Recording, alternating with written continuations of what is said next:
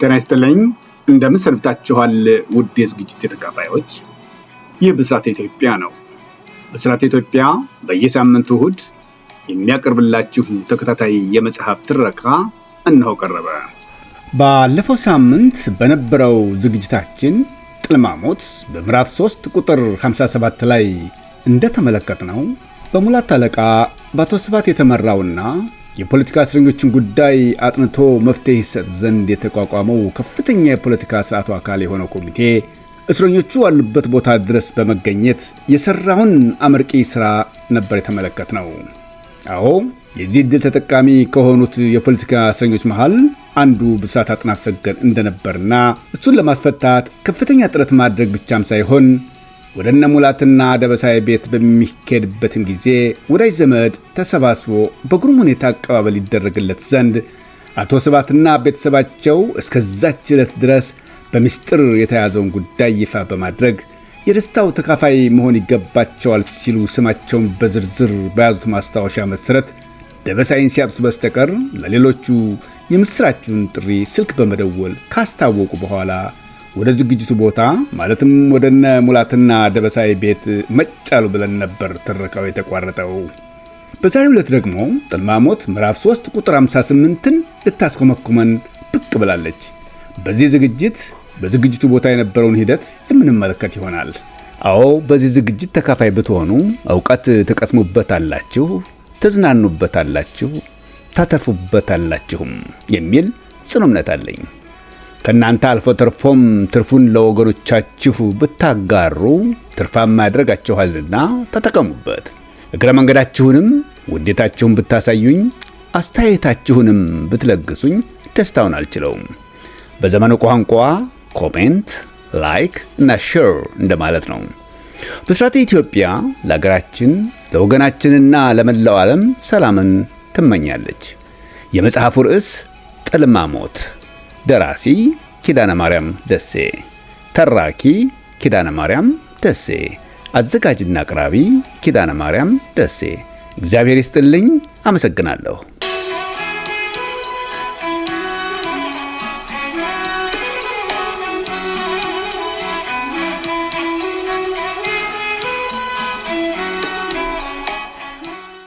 አቶ ስብሐት እነ ሙላት ቤት ሲደርሱ ከምሽቱ 1 ሰዓት ከሩብ ሆኗል።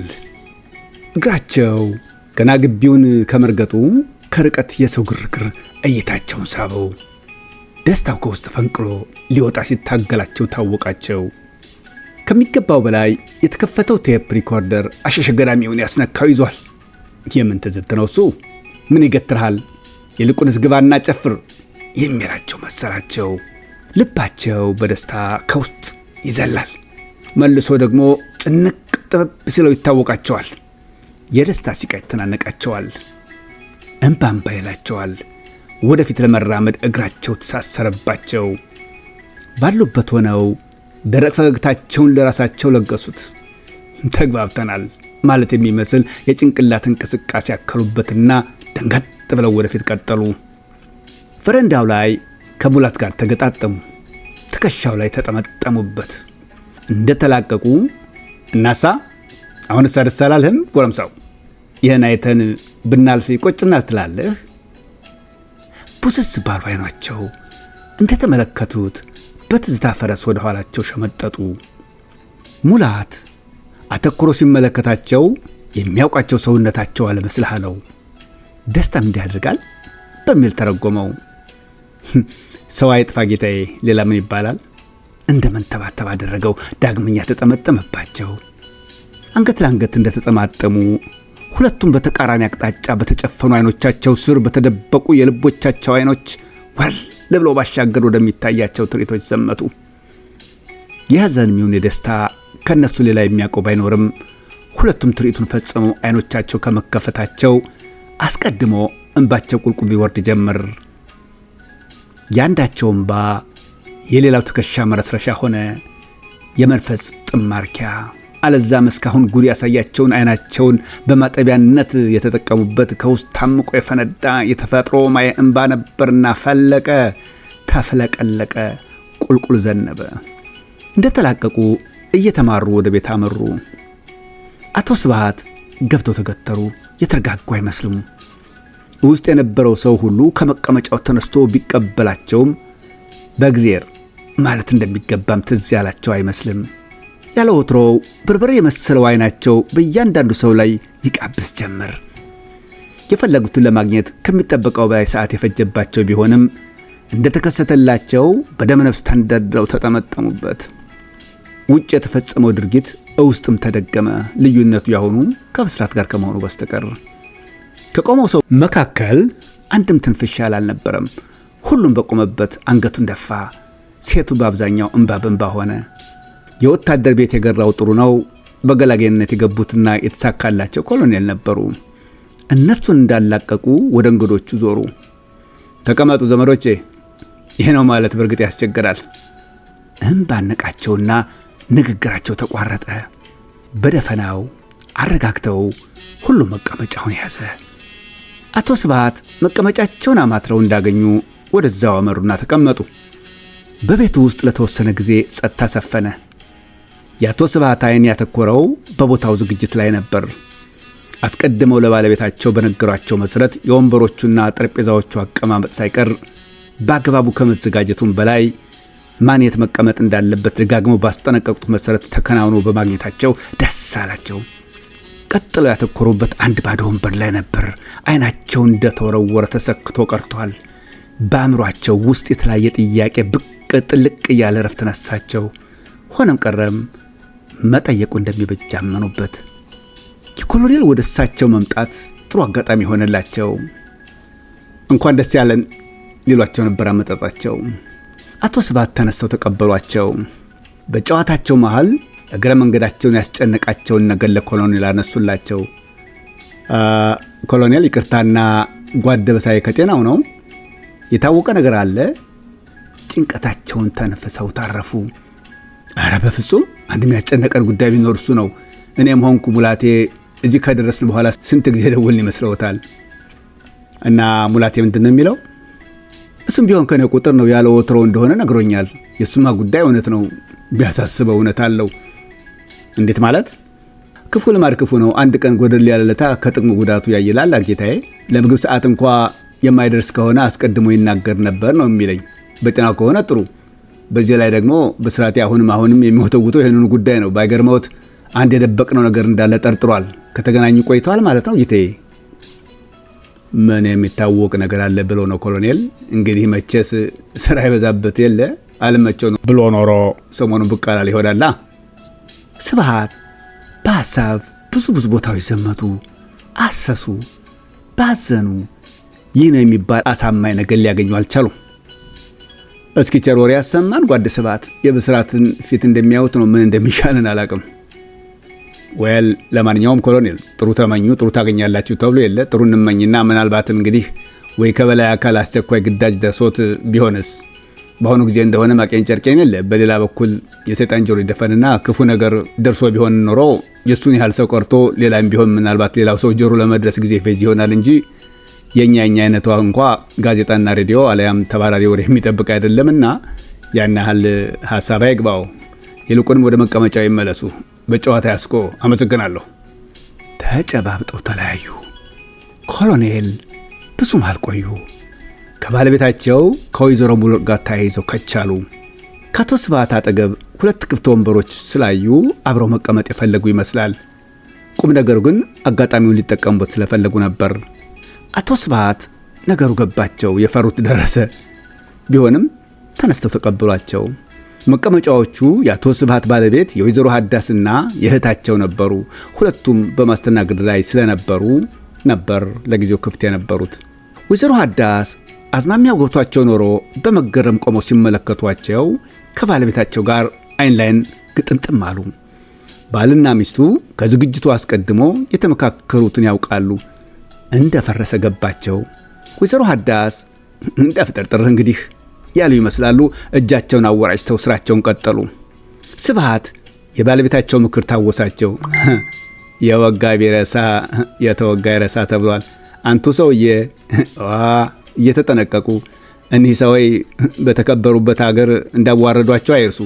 ወንድ ልጅ የሚሞተው የሰራውን የረሳ ዕለት ነው ተብሏልና ከነተረቱ ያሏቸው አቃጨለባቸው። የኮሎኔል ንግግር ነበር ያነቃቸው። ይቅርታ ጓድ ሰባት አሉ ኮሎኔል ፈራተባ ባለ አንደበት።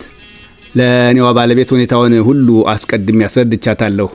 ሌላው ቀርቶ በዚህ ዝግጅት ላይ አልገኝም ብላኝ ማሳመን ልበለው ማስገደድ ፈጣሪ በሚያውቀው በስንት መከራ ነው የመጣችልኝ። ምክንያቱም ያጡት አይመስለኝም። ከአሁን በፊት የነገሮችን ሂደት አጣመን በመተርጎማችን የተነሳ ዋጋችን በሚገባ ያገኘን ይመስለኛል። በአንድ በኩል እውነት አላት። ማፈር ካለብን ማፈር ያለብን እኛ ነን። የእኛውም ይቅር ምን በወጣኝ በአደባባይ የህዝብ መጠቋቋሚያ ሆን ዘንድ ይህን መሰሉ ትንግርት ላይ ታሪኬን ይዤ ቀርባለሁ ነው አባባሏ። እርግጥ ነው የዘንድሮ ነገር አይነሳ እንጂ ከተነሳ ብዙ ወደሚያስብስ ነው የሚሆነው። በቅሌት መዝገብ ሊያሰፍረን ቆርጦ በመነሳት የዘመተብን ሰው ቢኖር ከድፍን ሀገር አንድ የገዛ ቤተሰቤ ነው። ጊዜው ምን እንደበደልኩት አላቅም። ደጋግሜ ከነ ቤተሰቤ አንገቴ እንድደፋ አድርጎኛል። የኮሎኔል አይኖች እንባ ቀረሩ። ድምፃቸው በእጅ ብሎ ቃላትን አስተካክቶ ማውጣት ታዳገተው። ንግግራቸውን መግታት ተገደዱና ቀረቀሩ። አነጋገራቸው የአቶ ስብሃትን አንጀት አላወሰው። ዘመዶቼ አሉ አቶ ስብሃት ቀና ብለው። ትዝ ሲላቸው ጭውውቱ የሚካሄደው እንደቆሙ ነው። ሳይወዱ በግድ ሊፈጽሙት ያልፈለጉትን ነገር ሊፈጽሙት ተነሱ። በተለይ ከእሳቸው መምጣቱ አናደዳቸው። ምንም ማድረግ አልቻሉም። ታዲያ ተቀመጡ እንጂ ቁጭ ብለን ይደርሳል። ባይሆን ባለመቀመጫዎቹ እስኪመለሱ ድረስ ማለቴ ነው። አይናቸው ባለቤታቸውን ፍለጋ ከመዝመቱ ያላየው እንዳይመስልህ ጥሩ ስራ ነው ሲላቸው አባረው ያዙት። የመጣው ይምጣ ብለው እንግዶቻቸውን አስቀመጡ። ዘመዶቼ አሉ አቶ ስብሃት ወደ ጀመሩት ጨዋታ በመመለስ እኔም ዘንድ ጥፋት ነበረ እኮ እንደ መተከዝ አደረጋቸውና ባይሆን እስኪ ንግግራቸውን ቀጥሉ። ቢያንስ ድብቅ ነበርኩ። በእርግጥ በዛን ጊዜ ወይዘሮ ሙሉ ወርቅም ሆነ ልጃቸውን ስርጉትን በዛ መልክ ጨከን ብለን ባንቀርባቸው ኖሮ ነገሮች ሁሉ ፍራቸውን ይለቁ እንደነበር ጥርጥር የለው። ቢሆንም ጌታ ለስጋው አደላ ሆነና የኔ ቤተሰብ አይነቱ ቅሌት ውስጥ ምን ሲደረግ ሲዘፈቅ ይገኛል። መታሰቡ ራሱ ምን ያህል እንደተናናቅን ያሳያል በሚል ኮሎኔል እንዴት አካኪ ዘራፍ እንዳሉና ክፉና በጎ እንደተነጋገርን ሁላችንም የምንዘነጋው አይሆንም። ጀሮ ለባለቤቱ ባዳ ነው ይባላል። እንደዛም ሆኖ ይሁን ወይም ማንም ይሁን ማን ያን ያህል የከበደ ጉዳይ በቤተሰቡ ተፈጽሞ ሲያገኘው ይደበቀኛል ብሎ ስለማይገምት ሽንጡን ገትሮ ቢከራከር አይፈረድበትም። በበኩሌ በወቅቱ ይሰነዘሩ የነበሩ አላግባብ ዘለፋዎችን ሁሉ ከመጤፍ ያልቆጠርኩበት ምክንያቱ አንዱም ይሄ ነበር። ቢያንስ አንድ ያመንኩበት ነገር ነበረኝ። ያም በመጀመሪያ ነገር ኮሎኔል በደንብ አውቀውታለሁ። ፍሬ ነገሩ መድረስ ቀርቶ የጥርጣሬ ፍንጭ ያልነበረው በመሆኑ አልፈርድበትም። በቤተሰቡ አባባል 100% እርግጠኛ በመሆነው እንጂ ቀደም ተብሎ ከስር መሰረቱ ከነ ሂደቱ ጭብጡን ማወቅ ቢቻል ኖሮ ሳይውል ሳያድር ያን የሆኑ ጉዳዩ እንደሚቋጭ እርግጠኛ ነበርኩ። ቅድም እንዳልኩት ሁሉ በመሰረቱ ድክመቱ ከኔ ሊሆን ይችላል። እርግጥ ወድጀም አልነበረም። መግቢያ ቀዳዳ ማግኘት አልቻልኩም ነበር። የመጣው ይምጣ ብዬ ጉዳዩን ልግፋበት ስወስን አሁንም አንድ እምነት ነበረኝ። እውነትን የያዘ ማሸነፉ አይቀርምና ያኔ የአሁኑ አይነት ሁኔታ እንደሚከሰት ቅንጣት ያህል በእርሶ በኩል ጥርጥር አልነበረኝም። ያ ነው አሁን እየሆነ ያለውና ፈጣሪ ምስጋና ይግባውና በእውነት በተለይ የስርጉትና የዘላለም እንዱለታ በውድም ይሁን በግድ የተለያዩ ስልቶችን ተጠቅመን ወደ ግቡ መድረስ ነበረብን። አሁን ላይ ሆነን ካየነው በአሰራሩ ቅር እንደማይላቸው እርግጠኛ ነኝ። ሐቁ ባይወጣና በሶስተኛ ሰው ማስረጃነት ብቻ ብቁ ነው ቢባል ኖሮ ምናልባትም በተጽዕኖ የተደረገ ሊመስል እንደሚችል መገመት አያዳግትም። ወገኖቼ የተረገመ ዘመን ሆኖ እንጂ በነዛ ልጆች እድሜ እንደዚህ ያለ የተዋጣ ወጥ የፈጠራ ታሪክ ለዛውም በቤተሰብና በዘመድ አዝማድ መሃል ይሰራ ብሎ ማን ይገምታል? እሜተን ቢያሳስቷቸውና ከጥፈተኛ ቢያስቆጥሯቸውም ሕጉን እንተውና በእርሳቸው ቦታ ሆነን ካየድላቸው ሙሉ በሙሉ ላይ ያስፈርድባቸው ይችላል እኮ። ቀዳሚ ሰለባ የሆኑት እኮ እሳቸው ነበሩ። በጅምሩ እኮ እያታለል ነው አላሏቸውም። እንደሚያስገቡ አስገቧቸው፣ ቤት ገብተሽ ቤት ተወጫለሽ በሚል መፈናፈኛ ሳጧቸው። ምን ማድረግ ነበረባቸው? ያላቸው አንድ እድል ነበር። መቁረጥ ከቻሉ አንዱን ክፍል አሳልፈው በመስጠት አንዱን ማጣት። ያ ደግሞ የወላጅ አንጀት ከሴትነት ባህሪ ጋር ተደማመረና ጊዜ ፍታው ብለው ተውት። ለዚህ ደረሱ። የኔ አደራ አሁንም ለኮሎኔል ነው። ጊዜ ያመጣውን ጊዜ ፈቶታል። ቁጭት ብሉ ነገር ይባስ ያበላሻል እንጂ የሚያተርፈው ቁም ነገር አይኖርም። በጥሩ አስጀምሮ በጥሩ ላስጨረሰን አምላክ ምስጋና ከማቅረብ በስተቀር በርቀት ከማያቸው ስጋቶች ሁሉ ነፃ የሆኑ ዘንድ በፈጣሪ ስም ነው እምምለው። አደራዎትን ተነስቼ ወይዘሮ ሙሉ ወርቅን በአክብሮት ይቅርታ በጠይቅ ደስ ባለኝ። ቦታው ግን አይደለምና ምንም ማድረግ አልችልም። ፊታቸውን ሆነ አቀማመጣቸውን ሙሉ በሙሉ ወደ ወይዘሮ ሙሉ ወርቅ በማዞር የሆነ ሆኖም ሜቴ ያለፈ አልፏል፣ ይርሱት። እስከ ዛሬ ይበቃናል። የነገር ክፉ ማለት ሲያመረቅዝ ነው። ያመረቀዘ ቁስል ቢድንን ጠባሳ ትቶ ያልፋልና የለም ይቀረኛል ካሉ ሌላ ጊዜ አመች ቦታና ጊዜ ይዘን ይቅርታ እንጠያየቃለን። ጥርሳቸውን ፈልቀቅ አደረጓቸው። ኧረ ጌታ ያርሰው ምን በደሉና? ወይዘሮ ሙሉ ወርቅን በየተናነቃቸው ንግግራቸውን ጀመሩ። ያለመታደላችን በዚህ መጥፎ ዘመን ወልደን መገኘታችን ነው። ወላድ ፍረደኛ ሴት ልጅ የወለደ እንደተዋረደ ተብሏልና የኛ ግን ገደደ።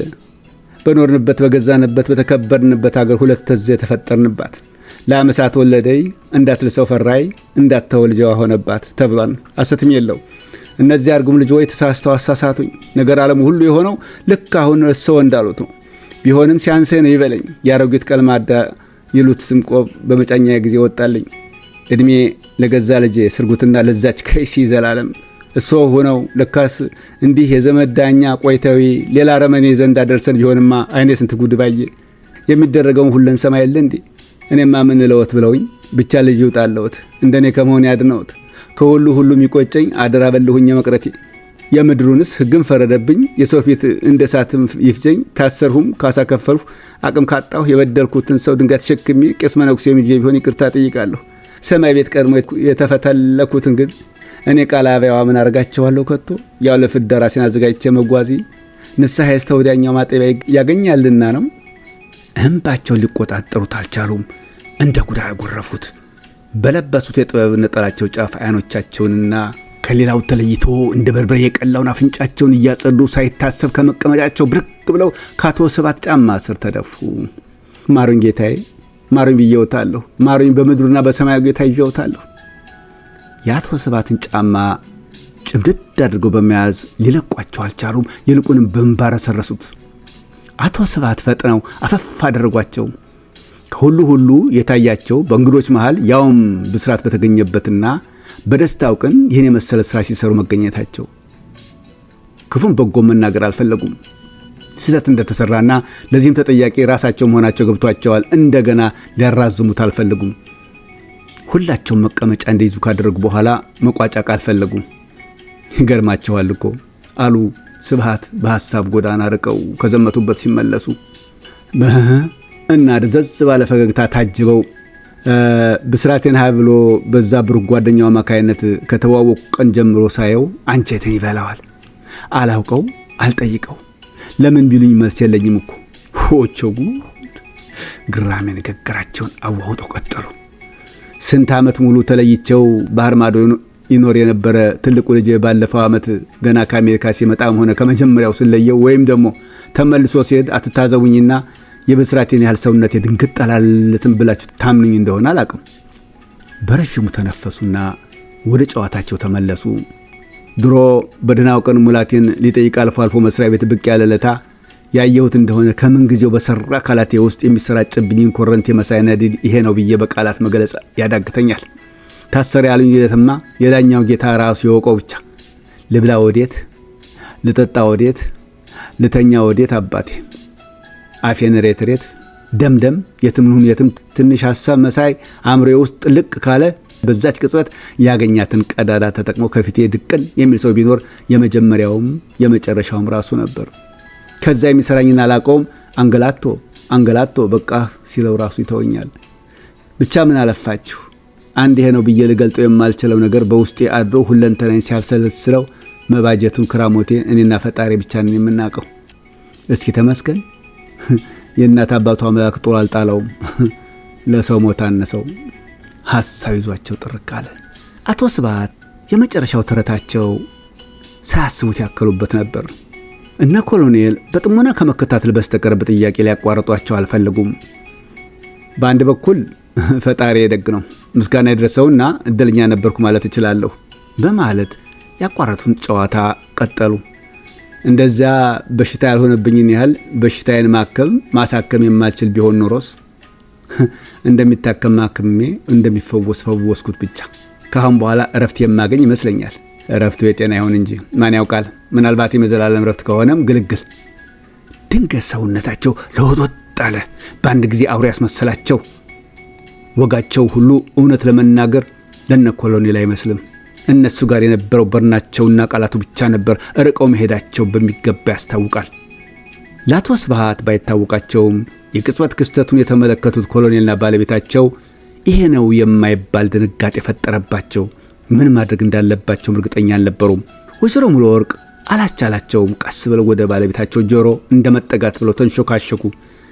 ይሄ ሰውዬ ከጤናቸው አይመስሉኝም፣ አንድ ነገር እናድርግ አንቱዬ አሏቸው። የምን ወቁልኝ ነው? አርፈሽ ተቀመጭ። ከነጭራሽም ትኩረትሽን ከኛ ላይ አንሺ። ቆስቁሰን ለዚህ ዳረግናቸው እኛ ነን። ተጀምሮ ሲጨርስ ጦሰኞች የሆኑ ሰዎች። ኮሎኔል ከአቶ ስብሃት ጋር ሚስጥር የሚያወሩ በማስመሰል በስልት ትከሻ ለትከሻ እንዲደጋገፍ በማድረግ በጋራ ጎነበሱ። ጤና የተሰማው አይመስለኝም። እውነቴን ነው። ይሰሙኛል ጓድ ስብሃት? አንሸኳሸኩና ጠየቁ። ስብሃት ኮሎኔል ላይ ያፈጠጡባቸው። ጥርሳቸውን እያፋጩ እንደምንም አፋቸውን አላቀቁ። የታባቱ አይቆጨኝም፣ ሰርቼለታለሁ በማለት አንድ ጊዜ ተነፈሱና አንገታቸውን ደፉ። አባባላቸው እንኳን ስለ ኮሎኔል ለስብሃት ለራሳቸው የገባቸው ለመሆኑ ኮሎኔል አጠራጠራቸው። አቤት አሉ ኮሎኔል። የጠና እንዳልሆነ ቢገባቸውም ሰምተው እንዳልሰሙ ሆነው ማለፍ ስላልፈለጉ መልስ አልነበረም። የማይወተውቱት ጉዳይ ሆነባቸው። ኮሎኔል ዝምታን መረጡ። ብዙ ጊዜ አልፈጀም። ሁኔታው እየተስተካከለ ለመምጣቱ ኮሎኔል ታወቃቸው። ስብሃት ሙሉ ለሙሉ ሐሳባቸውን ጥለው በኮሎኔል ላይ ጥለውት የነበረውን አካላታቸውን እየተቆጣጠሩ ሲመጡ የሚዛኑ እየቀለለ መሄድ የጤንነት ምልክት እንደሆነ የሚያበስር ነበር። በትዕግስት ጠበቋቸው። ስብሃት ከእንቅልፍ እንደባነነ ሰው እንደማንጠራራት አደረጋቸው። ቀጥለውም በመገረም አይን የኮሎኔልንና የባለቤታቸውን አይን በአይኖቻቸው ሲፈልጉ ባልና ሚስቱ እንዳላዩ አይተው ጸጥ አሏቸው። አመሰግናለሁ ኮሎኔል። አቶ ስብሃት ከመቀመጫቸው ብድግ አሉ። በመጀመሪያ ወዴት ለመሄድ እንደፈለጉ የሚታወቅ ነገር አልነበረም። ወደ ኋላው ላይ ነው ለስንብት የተነሱ መሆኑን የገባቸው። እነ ኮሎኔል ወደ ቦታቸው ተመለሱልኝ የሚል እንደሆነ የገባቸው ዘግይቶ ነበረ። በማያስነቃ ሁኔታ አብረዋቸው ተነሱ። ኮሎኔል ብቻ ጨዋታ አከሉበት። ሰላም ነው ጓድ ስብሃት? የሥራ ብዛትና የረፍት ማጣት የሚያስከትለው ጠንቅ መሰለኝ። ሆን ብለው ያቀረቡት የማደነጋገሪያ ሐሳብ ነበር። ከስብሃት ምላሽ አልነበረም። ይልቁንም ኮሎኔል ከባለቤታቸው ጋር የአይን ንግግር አድርገው አቶ ስብሃትን አስቀምጠዋቸው አመስግነው ተለዩዋቸው። በሌላ በኩል የሙላት ልብ ተንጠልጥሏል። የደበሳይ መዘግየት ከሚያውቀው ጉዳይ ጋር እየተመላለሰ ረፍት ነስቶታል። ስብሃት ከገቡ ጊዜ ጀምሮ በአይኑ ይከታተላቸዋል። ሌላው ቀርቶ ስብሃት ከኮሎኔል ጋር ሆነው የደረሰባቸውን መጥፎ አጋጣሚ አይቶ ኖሯል። ናላው ተበጥብጧል። ማንን ጠርቶ ማናገር እንዳለበት ማወቅ አልቻለም። በተለይ ብስራት አሁንም የሚያነሳው ጉዳይ የደበሳይን መዘግየት ነበርና አሳማኝ ምክንያት ሊያገኝለት ባለመቻሉ ጭንቅ ጥብብ ብሎታል። የሚያውቀውን ጉዳይ መግለጽ ባይችልም በደፈናው እንኳ በሥራ ጉዳይ ሊሆን ይሆናል ብሎ ለመናገር ድፍረት አጣ። ነገር ሁሉ ከመጀመሪያው እስከ መጨረሻው እንቆቅልሽ እየሆነ የመምጣቱ ጉዳይ እያስገረመው 10 ጊዜ አንድ ጊዜ ሰዓቱን ሌላ ጊዜ በሩን በማየት ለውጥ ባለመኖሩ ማመን ተስኖታል። እንዴት እንደዛ ሊዘግይ እንደቻለ አልገባውም።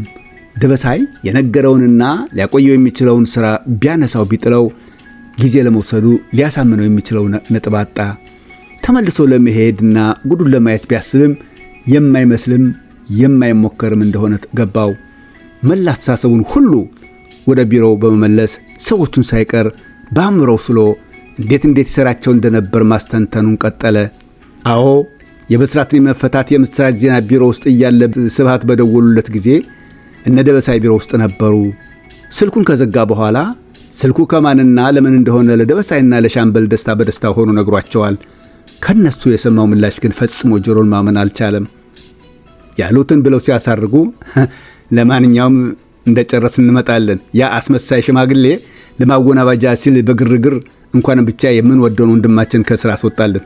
በሱ ቤት ላቢወቱ ለአገሩና ለመንግስቱ ታማኝነቱን መግለጹ ነው። ይህን ጊዜ የዋሆች ይህን ድርጊቱን ሲያዩ ሆዳቸውን ከፍተውና ጎዝጉዘው የክብር ቦታ በመስጠት የምርቃት ማዕት ያጎደጉሉለት ይሆናል። እኛና እሱን የመሰሉ ፖለቲከኞች ግን በሚተዋወቁበት መንገድ ይተዋወቃሉ። አዎ ብዙ ለማትረፍ መጠነኛ ወጪ የግድ ነው። ይህም ብቻም አይደለም። በብስራት ሰበብ ይሄን የስንቱ ድልድይ አፍራሽ አብሮ የመፈታት እድል ያገኛል። ይችን አጨዋታ ለማየት ያብቃ። ስለዚህም ሽሜው ያስበው ቢኖር ይኸው ነበር። በትክክል አደረገው። ሁል ጊዜ ይተረፋል መስሎታል። መክሰርም እንዳለ የሚያውቅበት ወቅት ቢኖር የአሁኑ አጋጣሚ ይሆናል። ለማንኛውም አንተ ሂድ። በተቻለ መጠን ፈጥነን ለመምጣት ጥረት እናደርጋለን። እስከዛው አንተም ሆንክ እኛ አልተያየንም፣ አልተገናኘንም። ግልጽ ነኝ አይደል? ያሉት እንደ ፊልም ተቀነባብሮ እፊቱ ድቅና አለበት። ሙላት ከሐሳቡ ሲነቃ አይኑን ፈጥኖ የወረወረው ስብሃት ላይ ነበር። እንዳሉ ሲረዳ ነፍሱ መለስ አለች። አይኑ እሳቸው ዘንድ ተሰክቶ ቀረ። ክፉ ነገር በአእምሮው መጣበት። ሰውነቱን ሰበቀው። ምንም ይሁን ምን ራሱም የምስጢሩ ተካፋይና ተጠያቂ የሆነ መሰለው። ሊያማትር ፈለገና ያነሳውን እጁን ድንገት ብሎ ከመቅጽበት ሰበሰበው። ትዝ ሲለው ቦታው አይደለም። ፖለቲካ የሚባል ነገር አስጠላው።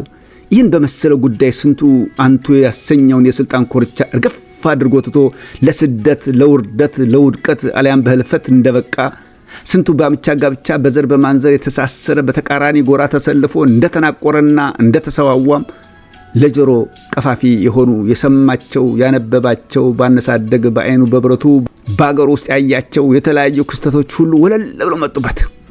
ፍርድ መስጠት ግን አልቻለም። በረዥሙ ተንፍሶ ቀና አለ። ሙላት ሳያስበው አይኑ ወዳልፈለገው ቦታ ወርሮ ጣለው። አንድ ጠረጴዛ ተጋርተው ይቀመጡ ዘንድ ወተዘጋጀላቸው ቤተሰቦቹ ዘንድ ዘዋለ። እናቱ ወይዘሮ ዘርፈሻዋል ጫኔ፣ እህቶቹ ዘላለምና ሐረግ እንዲሁም ወጭ ወራጁ አይነሽን ላፈር የሚላት ስርጉት ነበሩ። የሶስት ሴቶች ልጆች መገኘት አንገብግቦታል። ማን ሊጠራቸው እንደቻለ አላጣውም። ምንም ማድረግ አልቻለም። ሙላትን ከብስጭት የገላገለው ደበሳይ ነበር። እልልታውን እያቀለጠው ገባ። ሻምበል አብሮት አለ። ከምሽቱ 4 ሰዓት ሆኗል። ደበሳይ ከማንም ጋር ሰላምታ አልተለዋወጥም። መሃል ላይ ባለው ክፍት ቦታ እየተሽከረከረ ከጭብጨባና ዜማ ጋር አዋህዶ ዘፈኑን ያስነካው ጀመር። ማሽራ ቀለጠ። ሁሉም ከተቀመጠበት ተነስቶ ማጀቡን ቀጠለ። ቋንቋውን ለማይሰማው ግጥሙ ሰንጎ መጎን ይምሰል እንጂ እንኳን ደህና መጣህ፣ እንኳንም ለቤት አበቃህ፣ እንኳንም ለመታየት አበቃን የሚሉ መልእክቶችን ያካተተ የደስታ መግለጫ ነበር። በትግርኛ የሚከብድ ቃል ባለመሆኑ የማይሰማው ሁሉ ሰምቶታል። ደበሳይ ሙላትን እንዳየው ጎትቶ አስገባው። እንደ ድሮ ቢሆን ኑሮ ሙላት እስኪጎተት ባልጠበቀ ነበር። ደመ ነፍሱን አብረው ጨፈሩ። ደበሳይ ቀጠለና ስብሃትን አስገባቸው። ተያይዘው አስነኩት። በሁለቱም ፊት ላይ የሚታየው ጥሩ ፈገግታ ይህ ነው ለማለት ያስቸግራል። ተመልካቹ ሁሉ እንደዛ ካንጀቱ ሲያጅብና በደስታ ብዛት ሲፍነከነክ አፉን ይዞ የቀረው ሙላት ብቻ ነበር።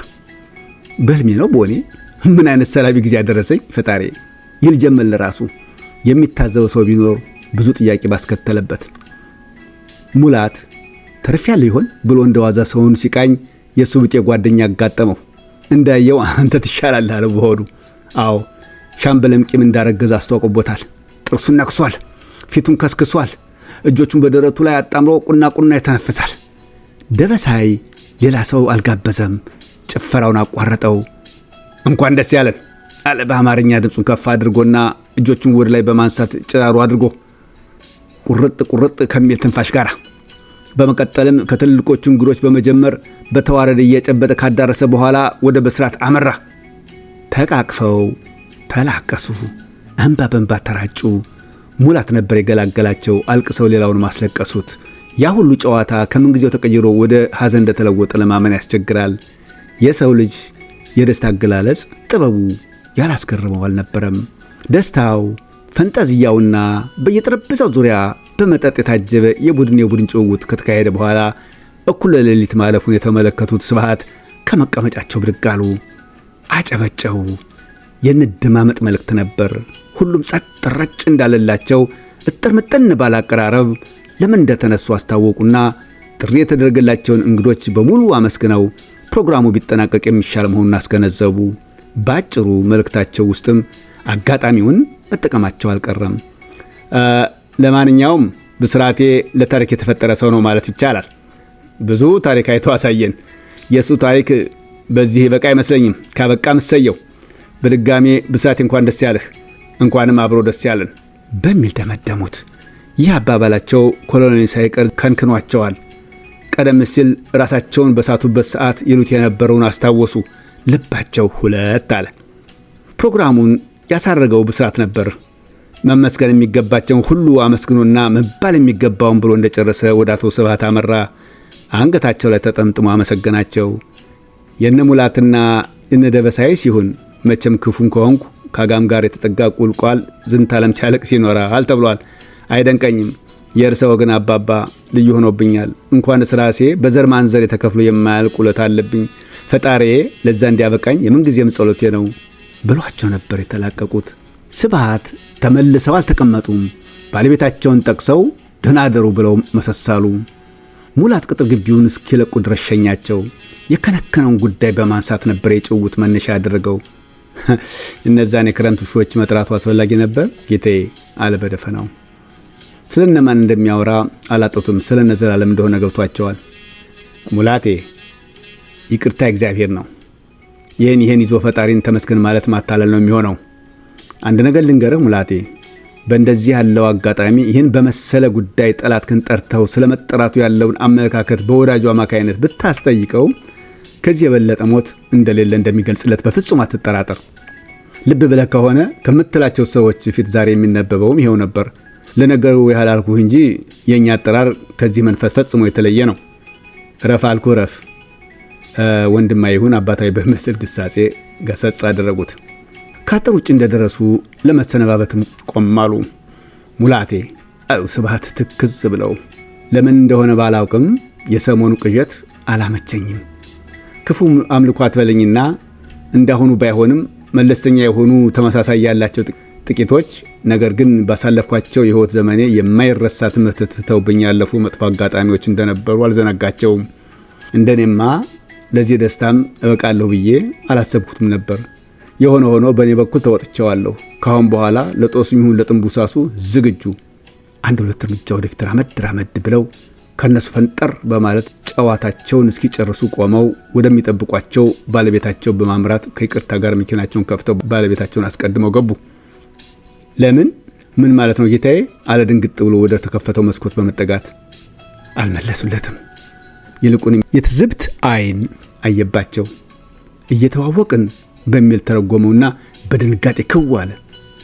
በቆመበት ደርቆ ቀረ። ስብሃት የመኪናቸውን ሞተር አስነስተው አንገታቸውን በመስኮት በደንብ ብቅ አደረጉት። ሙላቴ አባቶቻችን ሲተሩት ሰምተሃል?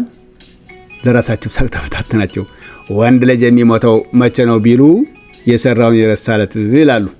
ለማንኛውም አይዞን፣ ክፉን በሩቅ እንጂ እናንተን የመሰለ የባዳ ወንድሞች አትርፌያለሁ። የአቅም ጉዳይ ሆኖ ባደርሱልኝ ለታሪኬ ትሆኑልኛላችሁ የሚል ጽኑ እምነት አለኝ። በልደና ደርግባ። ወደ ቤታቸው ተፈተለኩ። ሙላት አናቱ ከሁለት ሲከፈል ተሰማው።